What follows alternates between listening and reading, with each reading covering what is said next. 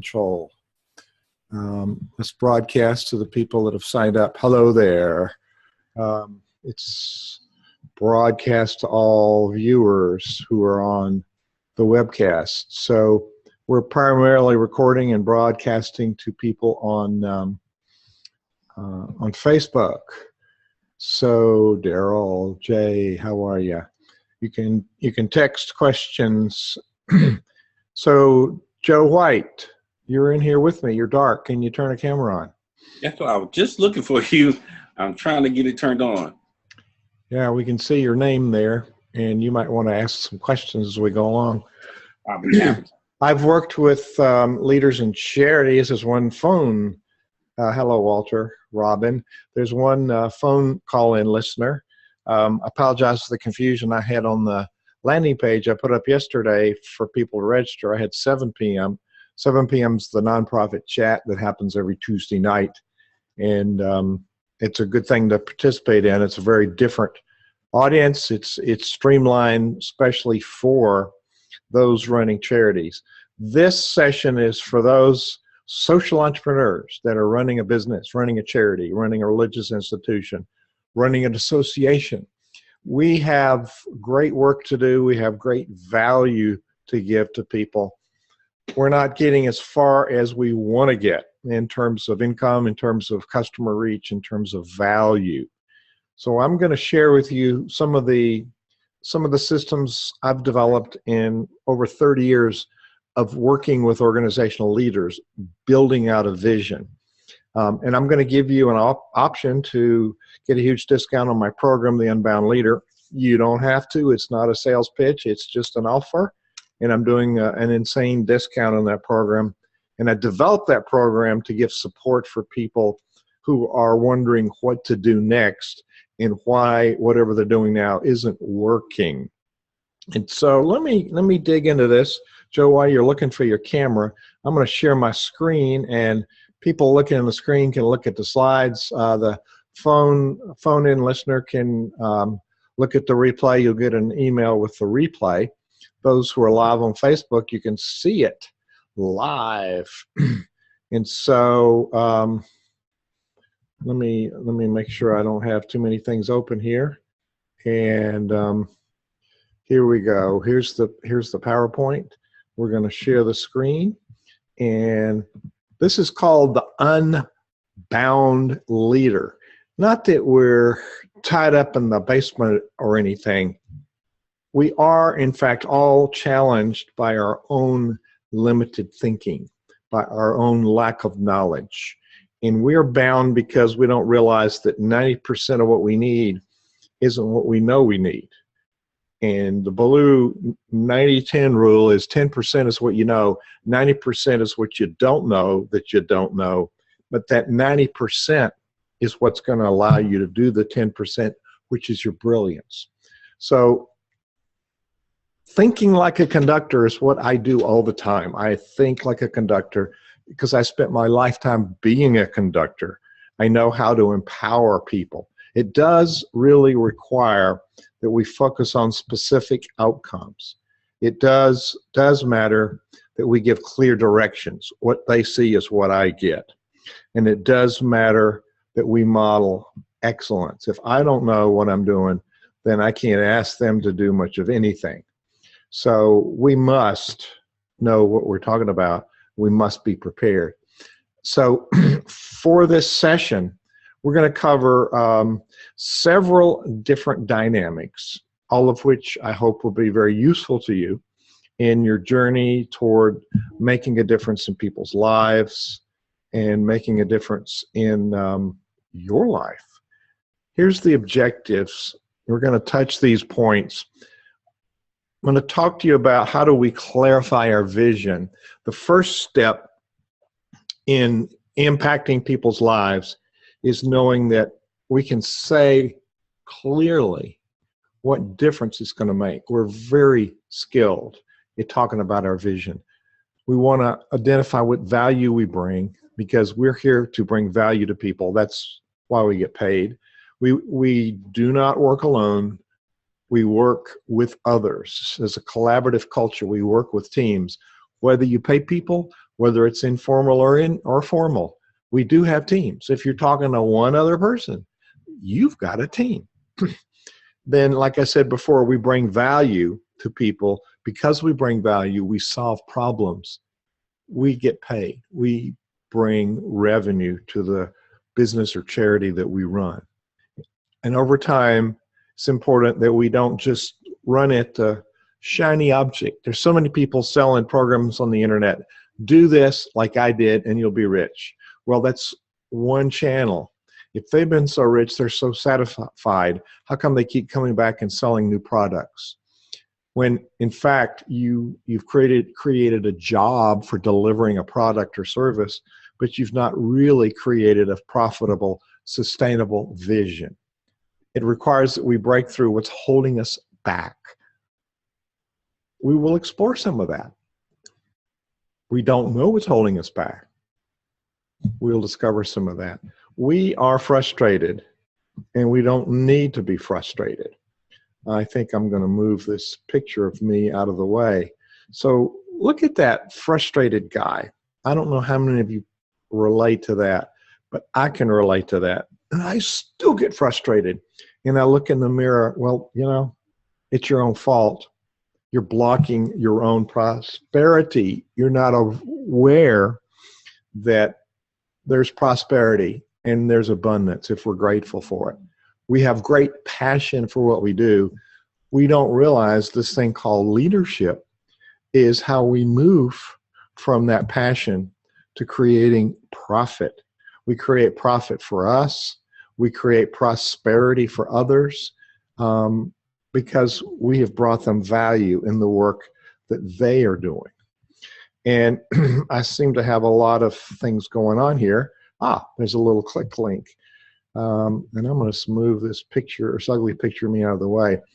I fly a lot, Joe, as you might realize. And one time I'm going through the Chicago airport. And I looked at my shoes and I said, Hugh, you don't look very professional. You're going to be in front of a whole lot of professionals. Your shoes ought to look professional. So I looked at the shoe shine stand and nobody was there. So I looked, and here's a guy running down the hallway, and he says, get up on the stand, I'll be right there. He was helping a lady out that needed some help. And so he shows up, and I said to him, sitting up there with my shoes propped up and ready to go, can you make me look professional? He said, no way, but I can make your shoes look great. And I thought, oh, this guy ain't afraid to say what he's thinking. And then I said, I bet you're good at what you do. And he says, no, I'm great at what I do. Awesome. And he continues to talk to me as he's shining my shoes. Now, this was 7 in the morning. I had a couple hour layaway. I could have been chilling, snoozing on my email, surfing the web. I paid attention, Joe. It was important that he said something that I wanted to latch onto. And he says, you know, you got to show up. Not just physically, you got to show up and be fully present. People know if you're fully present or not. And he says, you got to be prepared when you show up. You see these rags? I take them home. I clean them every single night because I want to give the best shoe shine possible. These other guys, they're not prepared. They do mediocre work. I serve people, and I let them know that I care. I serve people with my heart, and I show them that I care about them. And last of all, he said, you gotta be great at what you do. We don't need more mediocre people. We want people who are great. So be great at what you do. And I said, whoa, this is good stuff. You should go on the road and teach this. He said, no way. I like what I do. So he got a $10 tip, and I bet every 5 minutes he got a new $10 tip because he was very engaged with me. So what I determined right there is this man had what I later came to know as guiding principles. This man had principles that governed his thinking, that brought the bar higher for his functioning, that enabled him to know exactly how he was going to make the best decisions possible for his life, his business, his organization. So let's go to that first clarity of outcomes. It's what results are we after? We are, in fact, entrepreneurs. We're guilty of activity. We move around so fast, like we're pedaling the bicycle fast. However, we look at the end of the day, it's a stationary bicycle. We're right where we started. We've not really defined specific outcomes. So it starts with defining our goals. Our goals are a statement in present tense, defining a future arrival point that are very specific, very quantifiable, and date. They're dated, they're date, time activated. When Napoleon Hill started his journey of interviewing people for Think and Grow Rich, his first visit when he was in college was to Andrew Carnegie. Carnegie invited him to interview the most successful people in the world. And Carnegie said, if you'll do that without pay, I'll introduce you to these people. Napoleon Hill thought very briefly and responded, I will, with enthusiasm. What he didn't know is Carnegie had a stopwatch, and he had a very short window to make a decision. Leaders can make decisions. Making a decision about what you want is the beginning. And what Carnegie said to Napoleon Hill was that any idea that's held in the mind and emphasized, that's either feared or revered, will begin at once to manifest itself into the most convenient and appropriate physical form available. All of these people he interviewed had what he called definiteness of purpose. They knew what they wanted. It was specificity. So there's a whole thread of, I'm going to write down what I want, and I'm going to claim it. It's like an energy field that brings people to you. So the law of attraction is not an accident. It's starting out with defining what we want, define the value that we bring to others. The second is, you're on a journey doing something nobody has ever done before. Well, maybe you need to work on your skills. You're transforming an idea into reality. You're transforming service products into a monetary equivalent. We must decide what that is. We also need to think about what's it going to take for us to lead this initiative. So first of all, we transform ourselves. So look at this. There's a lot of things that we do. If we have a team around us, we do influence and inspire. We model teamwork. So transformational leadership is a style of leadership that defines a high-functioning culture. That's why I like the conductor model. The conductor is surrounded by very competent individuals. These musicians are professionals. They're very, very skilled. And so we don't make them perform. We invite them into the space, and we're very clear. We're doing this symphony. We're starting here. You have the music. Here's the tempo. It's very clear what we want because we've defined where we want to go, and we've worked on our skill set. So it's essential that we understand the place of influence. We influence people. Now, the conductor is perceived by those who are not conductors as a dictator. I got to tell you, Joe, the guy with the stick, the little white stick, can't make anybody do anything. We can, however, influence people. I hired some very, very competent orchestra musicians in the towns where I lived, and very famous symphonies, and they were union people. We had a union contract. They started at the hour. 2 hours later, they were going to be gone, whether I was finished or not, or I was subject to paying overtime. Wow. What I could do is influence them. They're going to play the notes and leave. Or do we want to make glorious, excellent music? So part of the leader's skill set is influencing others. We get things done. We know how things get done.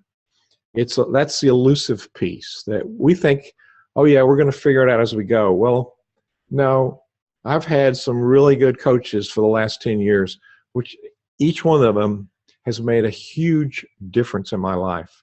So to think about not empowering myself, transforming myself, equipping myself, and having a guide, a mentor, a coach, somebody to help me stay on track and to look at what I don't know.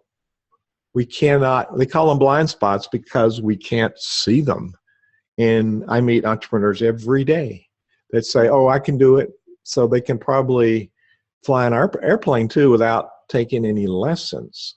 So there's an equivalent failure rate, which Dun & Bradstreet has certified to be 90%.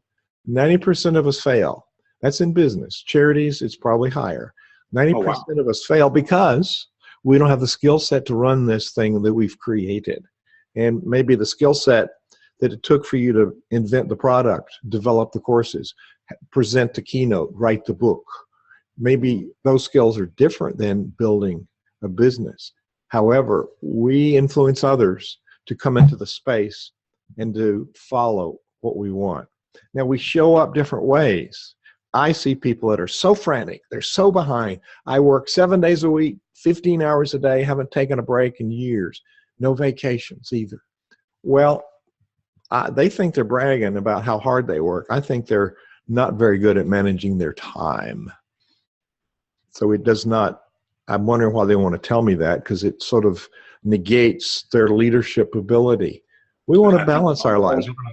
Yes, sir? I think we all fall in that category sometimes. When you have a business, you're working all the time. So some of the stuff you're saying is amazing. And I'm taking lots of notes. So if I'm quiet, that's the reason why. This is Dr. Joe White from Winston-Salem. He's on here. He's my buddy. We do some things together. And in one of my live symposiums, Joe presented on setting goals. So I'm sort of preaching to the choir here, but you presented my material better than I did. I wasn't jealous at all. So, you know, when we show up frantic, it spreads. Anxiety is contagious. And so managing ourselves, we are the influencer. We influence people. Like the conductor, if we're not very clear, the orchestra, the choir does not know how to follow us, and they're going to make it up. So if we are calm, we will instill calm in others. If we're focused, we will instill that in others. The transformational leader develops a culture that's a reflection of who they are. So we want to surround ourselves with competent people, which we're going to go to in a second. We want to influence these people. James Allen wrote a little book, As a Man Thinketh. It was written back when male-dominant language was the only way to write. And he said, I've reframed this, we don't attract what we need, we attract what we are. And we continue to complain about people that we attract. We attract broke people because we hang around broke people and we're thinking broke, broke, broke all the time, rather than being grateful for abundance. Now, here's a picture of a symphony orchestra. And it's a consummate group of professionals, very skilled at what they do. You see the violin, you see the woodwinds, you see the percussion, you see the brass. They're all very skilled at playing their instrument. They're not necessarily skilled at directing the orchestra. That's my job.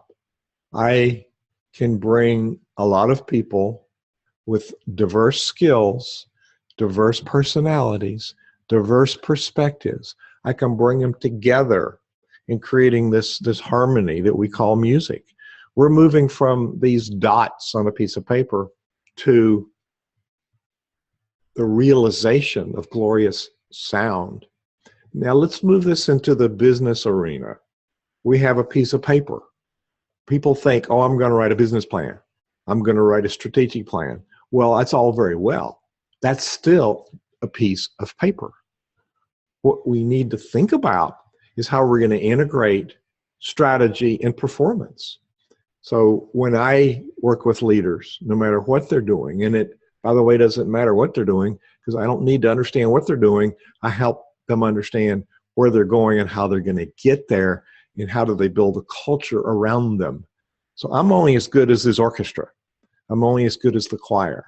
I must equip them for excellence. I must inspire them to make music and not just play the notes. You can hear the same piece of music performed by a different group with a different conductor. One can be mediocre, one can be excellence. What's different? Well, typically it's the inspiration of the conductor who has inspired those musicians to step out of their shell and to excel. And I've worked with some of the best conductors in the world, and every one of them is very humble about their ability, but every one of them serves the ultimate goal of making music. A transformational leader is like a servant leader. We have this vision. We serve that vision. That vision has been given to us. Now you look around and you see the different instruments. They all have different personalities. Now the woodwinds are in the back. They're brass players. The trumpet plays a C and it sounds a B flat. French horn plays a C, it sounds an F.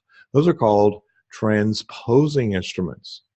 They play one note and it sounds another one. It's written in my score a C, but I know to transpose it, it's going to sound like a B flat. So it's written in a different key in my score. My score has all of these parts going simultaneously. So I must have the skill to read that. I must have prepared myself for this rehearsal. I need to know everything that's supposed to happen and how to address it when it doesn't happen. Very rarely the leaders have the ability to stay ahead of their team. They're catching up. So we want to treat the team like this fine-tuned orchestra that responds to every nuance that we give it, every nuance of inflection, every nuance of music, every nuance of passion. Our team responds to us because we are the influencer. We must model what we want to see. When you look at the brass players have bold, brassy instruments. You can guess what personalities are like. They're very direct. String players are a little more delicate. They're the backbone of the orchestra. They usually play most of the piece of music where the brass comes and goes for punctuation. They're very loud.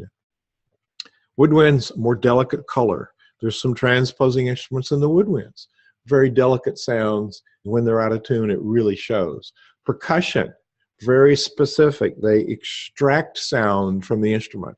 We think they beat on it. They pull it out. So they're very focused on exactly when to play. So for instance, some of your team members will pay attention, but they'll look like they're not paying attention because they're not really participating until a specific moment, and they'll speak up.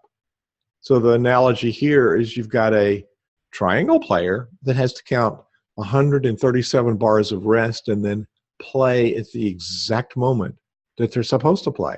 Now that one little ding on the triangle will sound above the whole orchestra. It must be at the right time in the right dynamic. So that person is fully engaged even when they're not participating. So we have people that think deeply and participate when called on or participate when appropriate. We have others like the string players that are the backbone and they're participating regularly on an ongoing basis. So we're building a basketball team, we're building a football team, we're building a NASCAR team. We're building some sort of culture that performs to the highest standard. We define the standard and we influence other people. So we've got clarity of vision. This is where we're going. Now, I gave you a little bit of that. There's a whole lot more to know about creating that clarity of vision with what's your value proposition? What do you bring people? What do you bring to the world? What's so good about what you do? We forget to tell people why what we do is important, how it will impact their life. So we've got a worthy product service. We've got a worthy vision. We've put some really good people around us. And now we tie their hands. We put them into systems that don't work or they model low functioning. We really want to create a high performance team. So if they're not functioning at their best level, then we have not been successful as a leader. Here, you're so right. One of the things that I struggle with when you're talking about this is I feel like I can do it better, quicker, faster. So why train somebody? And some of the things that you're saying is making a difference because there's only so much I can do as one person. Well, that's okay because you're going to give up sleeping at night, so you can get it done. You know, there's plenty of time between midnight and 4 a.m.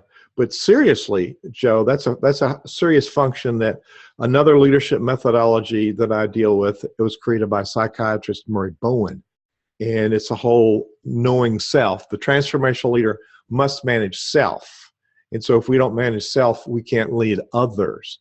The transformational leader also builds leaders on teams. Now, we can't build leaders when we're doing it all ourselves. So Murray Bowen calls this over-functioning, and the reciprocity is under-functioning. So part of our leadership duty and delight is to learn to equip and empower others. And it's the lost art of delegation. We must set the goals for our enterprise, and we must set the goals for the work of those others to which we're going to assign duties, which we're going to say is delegation. Delegation is not micromanaging. Delegation is not handing it over and forgetting it. Delegation is defining the end result, working with that person to define the pathway, the specific action items to achieve that goal, and then to have regular weekly touch points, which is not micromanaging, it's mentoring. Now, we have to delegate enough stuff so that we can dedicate our time toward teaching others. And I understand what you're saying. I fall into that trap like probably 95% of all leaders. We just soon do it and get it done. Well, there's a limit to how much we can do, and there's a limit to how well we can do that.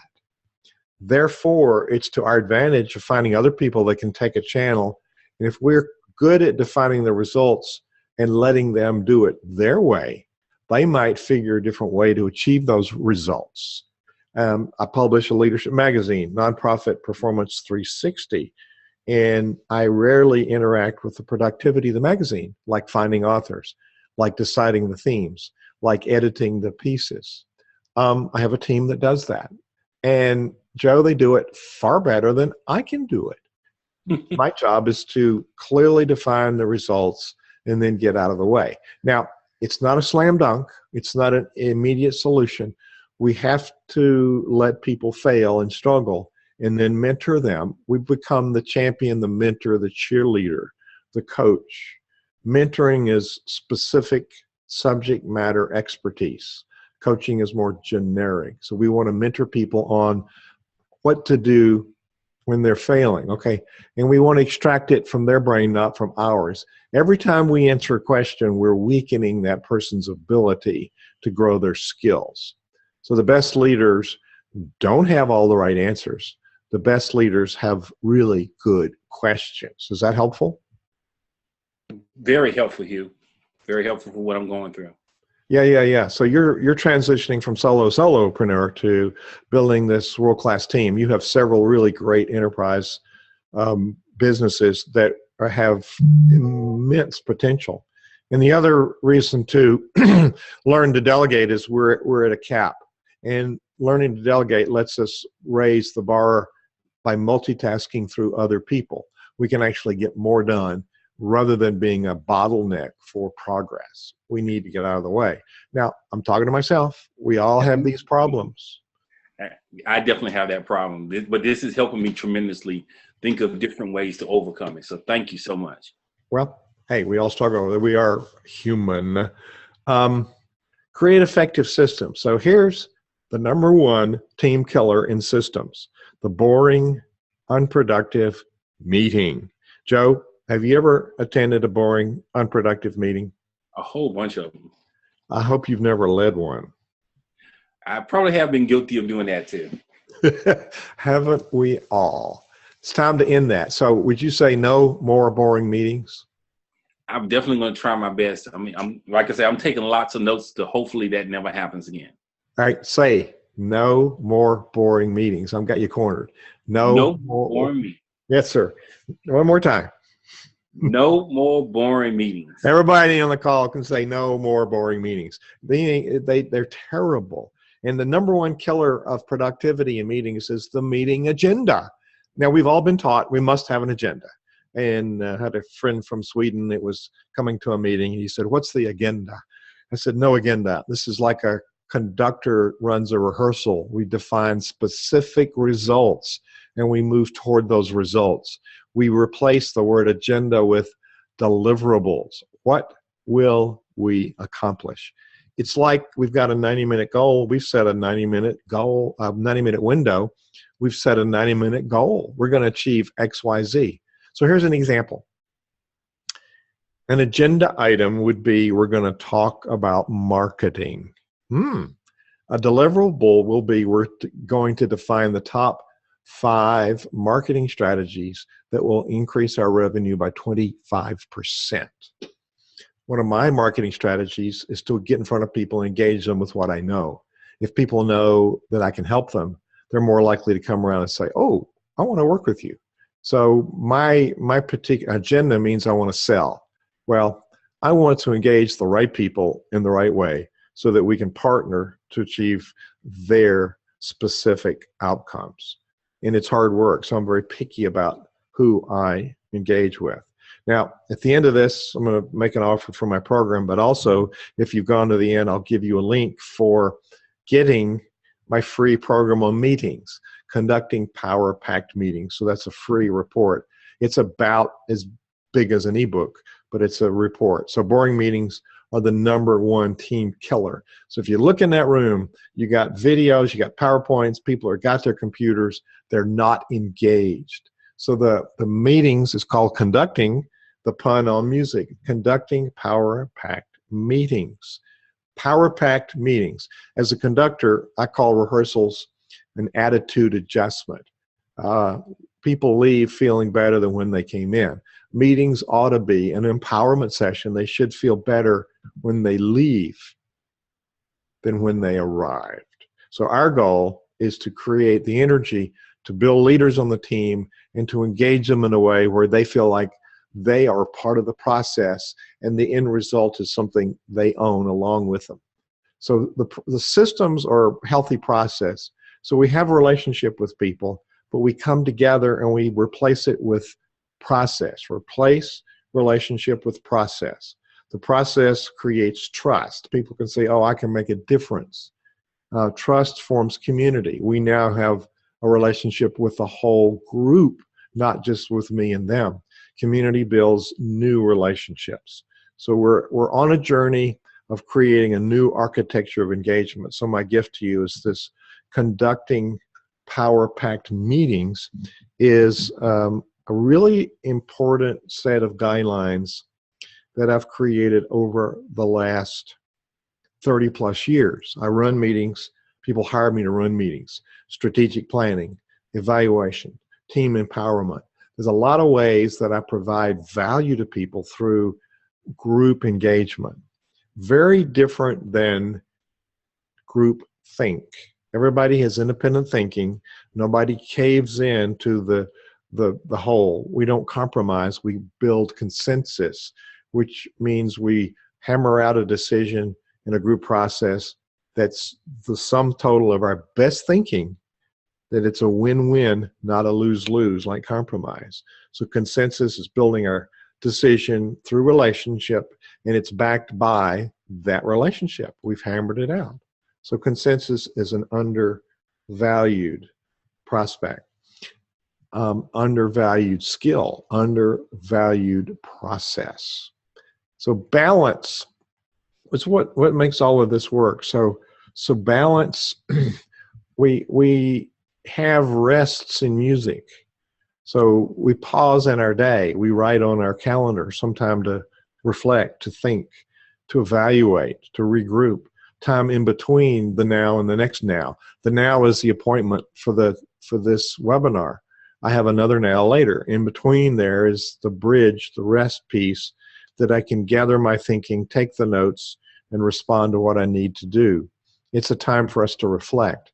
And when we provide time to rest and reflect, it gives us a different perspective, and that perspective clarifies the evaluation.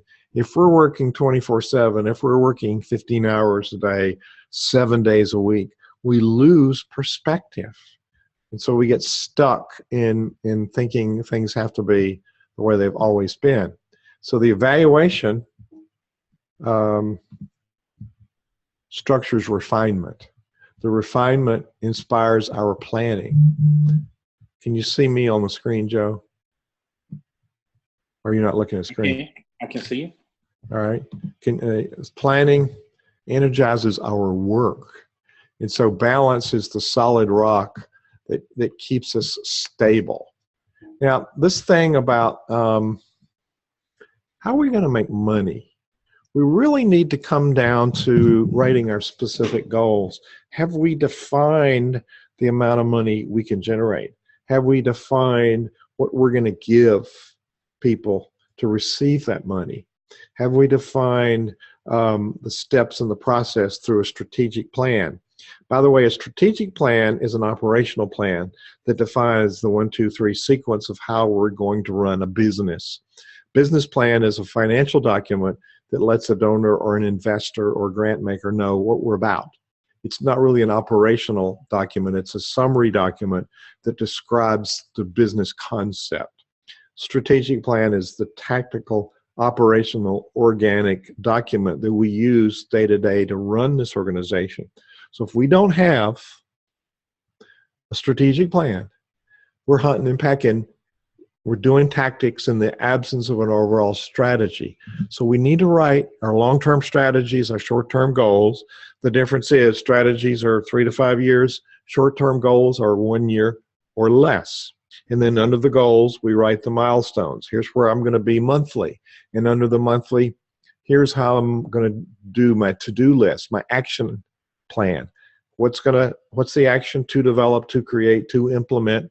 Who's going to do it? If it's me or somebody on my team, this is where it would help you. We have a pathway. This person knows where we're going. Here's the business goal. Here's your goal. And let's work out the action plan. So we sit down with that person and you say, here's where I want to be at the end of the month. Boom. So we've hired you to work with me. How will you construct the pathway from today to that point? And then we have a conversation with that person. And we ask that person then write up those action items, those deliverables for their work over the next 4 weeks. And you want to make them generic, but then you want to hone down to what are we going to do between now and next week. And we want to meet with them. It can be a flash meeting of 5 minutes standing up. Have you met your objectives? They're going to come and report on what they've done. And you're going to say, okay, this isn't exactly how I had perceived it. Can we change this? Let's change this. Let's do this. Let's modify this. Or if they're stuck, say, okay, how do we change that? We're in it together.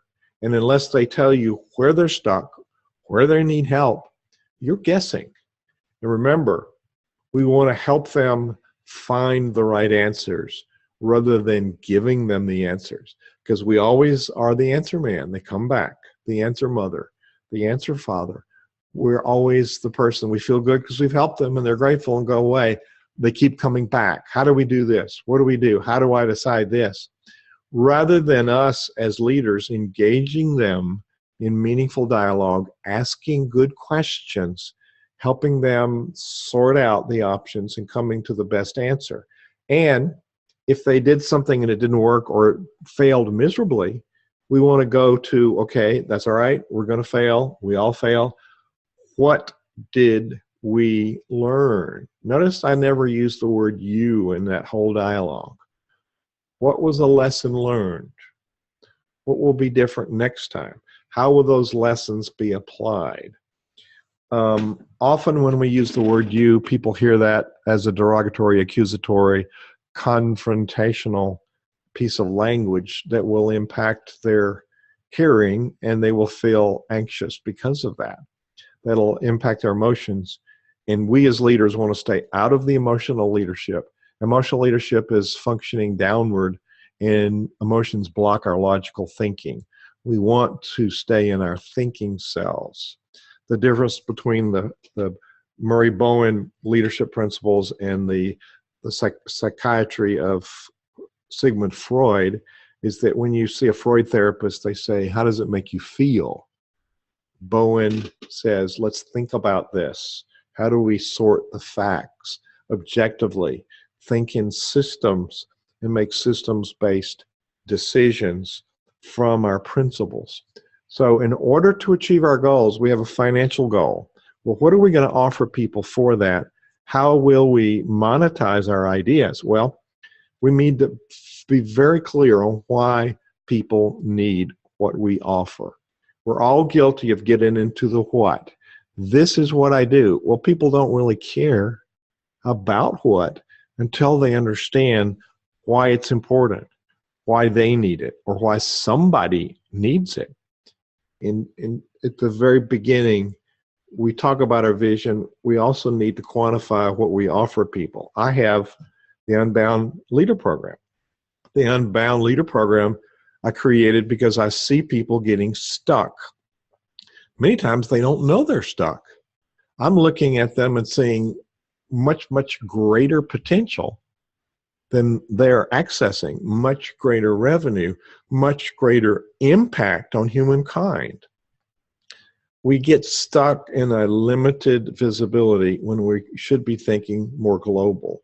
And it doesn't mean we need to develop a multinational million-person operation. It means we can impact people anywhere from where we are if we can scale it and we can offer it in ways that they understand it's going to create value.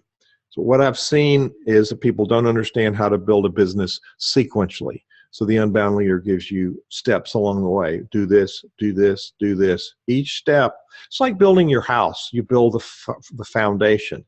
Then you're going to build the next floor where you have to build steps to get to the next floor. We want to build a foundation. We want to build a strong foundation, but we want to build things in order so that we don't have to go back and redo things. And it's the same with our business. We want to build it in order, or we're wasting time, we're wasting money, and we're actually running people away whom we want to attract. So be very clear on here's the value. I have worked with leaders helping them get clarity for not only their purpose, but how to define the purpose, how to quantify the purpose, how to create the specificity in the language so others understand that's going to impact my life. And Joe, we think we know that. When we're asked to define it, we melt down. We think we define it, and we're defining the how, and we've never talked about the why or the what. We go right to the how. Mm-hmm. There's a whole sequence in this. So your goal could be, if you're starting a business, could be I need to build a strategy that outlines multiple streams of revenue. We need multiple streams of revenue. If we have one, like I'm a coach, okay, that means you're going to go broke if that's the only source of revenue. So for me, it's keynote speaking, it's running workshops, it's doing strategic planning, it's working as a confidential advisor, it's a corporate culture creation expert. I work within companies helping them define ways they can maximize the performance of their teams, which then cuts the fat and there's more bottom line profit. So normally my services save people multiples of what I charge in extra revenue that they achieve because they don't know where the money is leaking out. So if you're looking at this slideshow and you haven't got a strategic plan, start with looking at where you're going long term. What are your goals for the next year? And then how are you going to get there? This gives you some sense. But the other parts of a strategy are, what's your budget for now? Have you done a cash flow projection? You got $10 in the bank. How long will that last you? Or you get $1 million investment. How long will that last you? I have seen people burn through tens of millions of dollars and have zero to show for it because they did not do a cash flow forecast, because they did not adequately define where the income is coming from, and they did not set up multiple streams of sustainable recurring revenue. We want to create regular recurring revenue. You want to make money from your programs online while you're sleeping. People can study and get value because you've created the value, and it's reciprocal. They can learn from that later. So where will we go? What's the action plan? Action plan.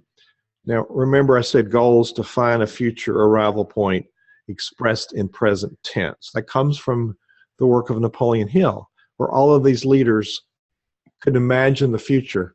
They defined it very clearly. They defined it as this is where I'm going to be, and they could see it as already having happened. And in his book, I think the second chapter, he said, read your goals every single day.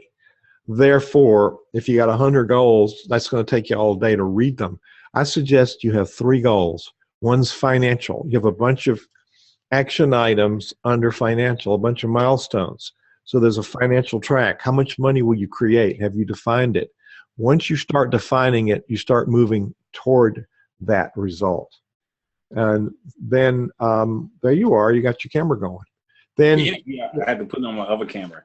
So there's three areas of goals. I think it's a gracious plenty for us to have 3 business goals and 1 personal goal. So one is financial, one is organizational, and one is products and services, your offering, so to speak. So if you're going to make the money, what are you going to give for it? Here's your offerings. It's very clear that these are tied together. We're going to make $10 million next year. What are we going to offer people? What's the value we're going to present so that the reciprocity of income will come to us? We need multiples, because one will fail and next one will pick up. One will come back, next one will fail, or it'll drop off. The market is very slippery, so we need to stay current with the market, but we always need to identify what do we do for people that no one else does. That's your unique value proposition, unique selling proposition, specific strategic excellence position. What do we offer? There are different ways of defining it. What do we offer and what do we represent? So your products and services are your offerings, your events, your booths, coaching. Then structure. Who do we need around us? This is your team. Once we start making revenue, we really should have somebody doing marketing. If you're in a charity, we start making income, we need somebody to manage the stream of income, manage donors, make other presentations to keep that revenue coming. In charities, you have 8 different streams of income, and most charities aren't aware of that. And we want to take the word nonprofit out of it and put the word profit in it. It's a social profit organization. Our profit is giving value to people. Profit has many meanings. We're tax exempt. We don't distribute proceeds. Very clear rules of engagement with that organization. We want to respect those. Within that, there is power to create positive cash flow so we can, in fact, do the good that we were called to do. In business, it's the same thing. If we had multiple streams of revenue, we define what we offer, then we define what we're going to give people and what they're going to pay for it. And it's determining what the market value of that product or service is, and then charging the appropriate amount. We want to look at what other people charge and undercut it because we're insecure, rather than looking at the value we present and position it so there's great value in that. So we set our goals, we define the action items to get there, and we need to have an accountability partner. Who is going to help us stay on track? Now, I work as a confidential advisor with a lot of leaders. I have people on 4 continents that I work with, and they tell me that I'm a sounding board, that I'm a confidential advisor, and I serve as an accountability partner. Well, we're going to have this call. They got to be ready for the call. So just scheduling, like I said earlier, when you've asked somebody in your team to do something and you schedule a check-in call or appointment or visit next week, it's a meeting, face-to-face is much better. That's an accountability point. You're creating the metrics, how many sales calls you're going to make, how many of this you're going to do. The more people you present to, the more sales you're going to make. So we need to define those metrics, and then we need to define the quantifiable outcomes. So having somebody that's a coach or a mentor, you look at the most successful actors, the most successful athletes, the most successful speakers, they all have coaches, and the most successful have multiple coaches. It's only the people who are broke who say, oh, I can figure it out for myself, and they remain broke. It takes so much longer, Hugh. And what size do you think people need a coach? Do they need to say, when I first start, I should get a coach? Or should they be in revenue or in business for a certain amount of years before they actually hire a coach? Well, it depends on how much time you want to waste. You know, you could start out way wrong and work for 5 years before you have a coach, and then find out you've wasted 5 years. So I think it's never too early to start working on yourself. It's never too early to have a mentor. The failure rate is immense at the beginning. And so you don't eliminate failure, but you lower the risk. As we're growing our business, it might be like we're starting over. So we would have a startup plan because we're inventing the next phase. We're starting the next phase. So it's like a startup. Because I serve in this sector, business schools teach that these are the soft skills. The hard skills are learning how to write a business plan. I don't think that's very practical. The soft skills, if you don't have them, will kill you. They become very hard when you fail. So that's a very good question. People say, oh, I'm going to get a coach later after I have a team. Well, you don't have a strategy. You get in a team. You haven't developed your skill to lead the team. Now you want to bring in a coach and help you with that. You may have the wrong people in the wrong seats on the wrong bus, as Good to Great Jim Collins used that analogy. So beginning properly, building the structure and the culture soundly, and then having the right people on your team in the right spot with the right agreements in place. So that's where we should have a coach accountability partner. And then you've written the plan, and we tend to dodge around and not do the plan. So I'm going to unshare my screen here a minute and see if you have any questions. Let's see if we have, nobody's asked a question. We still have people hanging in there. A few more have joined us. So if you have questions, you can type them into the question box or type them into the chat box. I don't see any in the chat. So if you want to ask a question. So Joe, are there any? Sure, I'll start off asking some questions, and maybe that I'll think of questions that someone else wants to ask and didn't, or maybe it may trigger some other things. The first thing you talked about was the clarity of results. Give me an example of maybe somebody you've worked with in the past that made a big difference in what they were working on. Oh, absolutely. Absolutely. Well, just about everybody. But when I approached the people in Cincinnati, I was working for this German nonprofit who did this international competitions for choirs, sort of like Olympics. They called the World Choir Games. The people in Cincinnati didn't understand the outcomes. They didn't understand why they had to pay for something when they didn't pay the Shriners, which was the example they gave me. So I pointed out that this would make Cincinnati the center of the world culture for choral music for 10 days. And that the return would be much greater. Well, it cost them $6 million to host the event. That was their buy-in. They got $10 million worth of sponsors on top of that. The press releases after the event said they brought in $83 million in 10 days to the economy of Cincinnati, Ohio. And so understanding that you've put yourself on the map in a very quantifiable way, financially and marketing. So they marketed Cincinnati in a most profound way. And it turns out Cincinnati was the one city in the country that had the longest standing choral tradition.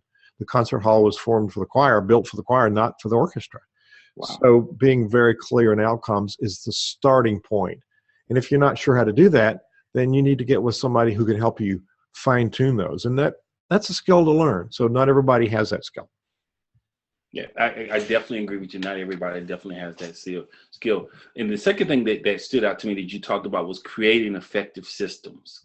So how do you understand what system what you need? That's part of your strategy. So we're defining the strategy is basically where you want to be and how you're going to get there. And so we come backwards from the end result. We start with our vision and mission. The vision is the concept. This is Center Vision. My for-profit company works with entrepreneurs to clarify their results and build the skills to get there. The mission is we do this through coaching, strategic planning, personal empowerment, and building collaborative relationships so that we're not working alone. So there's a number of ways that I engage with people. The vision is what do we do? The concept, the mission is how do we do it? And then we say, okay, the unique value is I know where you fail because I've failed there. I've created systems that help you not go in the ditch, that help you maximize your time and your money and your ability to get the results that you want. So the system is What do we do next? And we're not supposed to know this, Joe. You have brilliance in real estate. You have brilliance in management of investment funds. You have brilliance in other areas. So to think you got brilliance in every area you run a business is not reasonable. You're not supposed to know that. And you and I met at CEO Space, and we met a lot of people who said, oh, I don't know anything about business. Well, that's why you're here. The 90% that you don't know is what you need to find other people to help you with. You don't need to know all of that, but you need to know enough to ask the right questions and know that you're getting the right advice. So systems are basically how you're going to get from where you are to where you want to be. Contracts, hiring, running meetings, marketing, those are all systems, but they fit in the bigger system of your business. So what I've done, Joe, I'm going to go back to sharing if I can. No, but go right ahead. What I've done is create here are the points for the transformational leader. Know the score, your personal values, vision, mission, principles, where you're going and where your skills are. 2, you want to surround yourself with good people. It's relationships. The conductor knows the score. We know where we're going. The conductor hires the best. So you build and maintain important relationships. You understand how you're going to influence them. 3, we rehearse for success. Every orchestra, the very best in the world, rehearses for every performance. We rehearse and dumb down, so we create the DNA of poor performance rather than the DNA of excellence. So good systems, good annual evaluations, good flash meetings, good planning meetings, all of those things shape the culture and how they perform. Even systems for how we work alone. How do we manage the available time and resources within our day? And then value the rests. Rests are in music for a very specific reason. They're there to punctuate and add value. So it's balance in our life. We work, we play, we study, we rest, and we must always have somebody that's going to work with us. Who's our coach? Now, I told you I was going to offer my Unbound Leader program, and here it is, the Unbound Leader. And it's created for people who have a lot of potential, but know how to maximize that potential in creating the results that they know they can create. So it's a partnership. Lots of content which people get to keep forever. Here's the good news. This is an insane price. The normal price is we do planning, I work with you, you have 90 days, it's $5,000. Well, today you can get the Unbound Leader for $997. Now this doesn't include an on-site visit, doesn't include me planning, doesn't include my personal time, but includes 25 different modules delivered over 6 months. You can do 4 payments of $297. These unlock the secrets of how you're going to get to where you're going to go. This is a starter. And so we could do on-site planning and personal coaching as an add-on. But this is the essential content that's so important for your success. So here's what you get in the Unbound Leader program. Sequenced lessons. Remember, the system is what do you do next? Mm-hmm. How do you build one thing on top of the other? You own the content. It's yours forever. You have a library of resources that you may not need one module till 2 years down the road. You're going to have it. You're going to put the print-in piece in your workbook. You're going to have this notebook that everything you need to know is in there. You're going to have the videos to review. So there's lots of resources. You get to work at your own pace. Some people go faster. Sometimes people have a year-long plan and it takes more than a year. I like to say a year is 365 non-contiguous days when we're entrepreneurs. You get also a very, very, very small percentage of people who buy online programs actually complete them. And there's a large number, a significant number that never start them. So twice a month, there's this Q&A mastermind, and we learn from each other. And it's proven to be very powerful and very helpful for people that are in this program. I keep the group small so we can have individual dialogue. So we get to work with others in that community. They help each other, and we build out collaborations that are amazing. So in 4 weeks on this whole 26 weeks, in 4 weeks, you're making sales presentations, you're making capital presentations, you're making donor presentations, because you've got those core things in place in your language spot on. So you got a verbal presentation, you've got a presentation deck, it's a PowerPoint or a flip deck, and you've got a one-page overview. Depending on the situation, you use a different system for each presentation. So in order to attract money, we must be very good at influencing people with very clear. So if you want to get the Unbound Leader at that price right now, go to theunboundleader.com, theunboundleader.com. That will take you to a page where you can buy this program.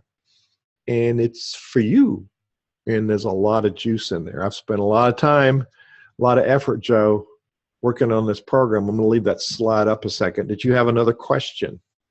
Yeah, well, you know what? I one of the things that really intrigued me about this is you had, this was $5,000, and now you're doing it for $997, and you've even kind of broken it down to smaller payments for people who can't afford it. Maybe to start an entrepreneur who's just starting, who's just, has one person or one employee, and now he wants to kind of transition and build his team and build and structure his business.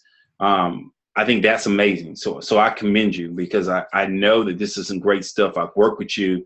I know how incredible what you teach is and how valuable it is. And, as you were talking this whole time, I've made like, on one side I said, business with the Unbound Leader on one side. And then I drew a line and said without the Unbound Leader, and kind of a pros and con list.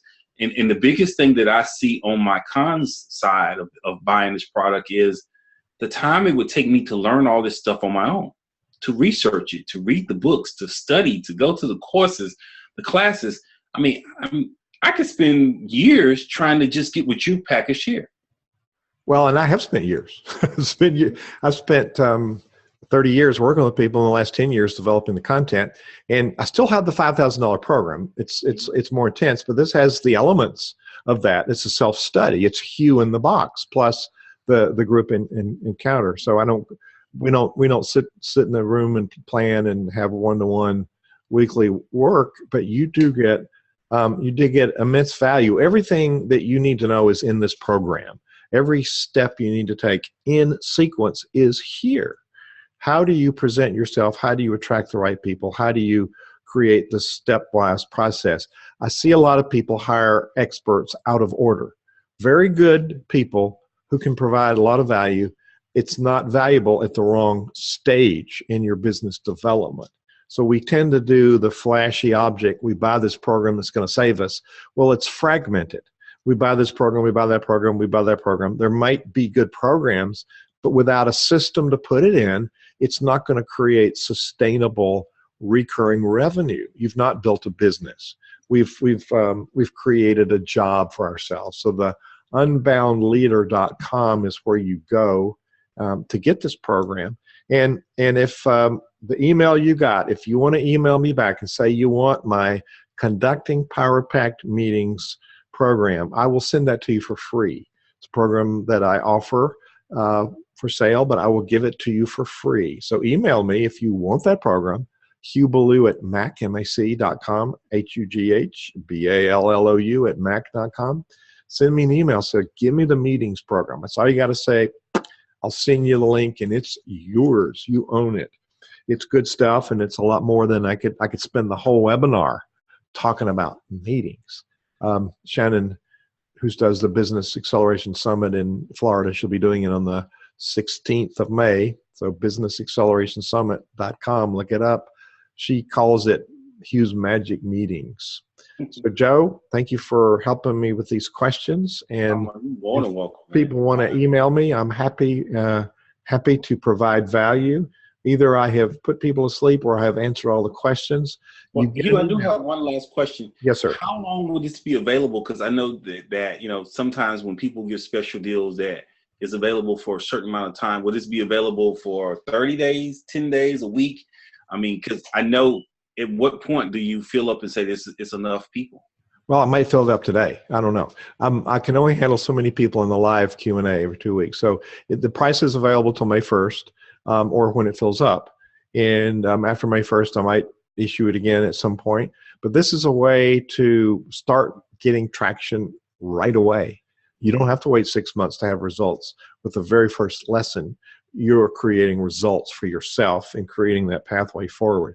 So Joe, I have offered the program. It would come down without notice at any time. Okay. So I've got a group of people going through now, and I limit the group size. So when I get the next group, I'm going to be at capacity for a while. So I will take it off the market, and the $5,000 option will be the only one there. So thank you for being here. Did that answer all your questions, sir? You did answer my questions, and it was wonderful. I took lots of notes, and I learned quite a bit. I mean, I've heard you before, but every time I hear you, I learn something new. So thank you. Well, thank you for sharing this with your tribe. And if people have questions, send the email back that you got. And my email is on there, and it's a two-way dialogue. So until next time, Joe, and those people on Facebook, please share this with your friends. We will sign off here.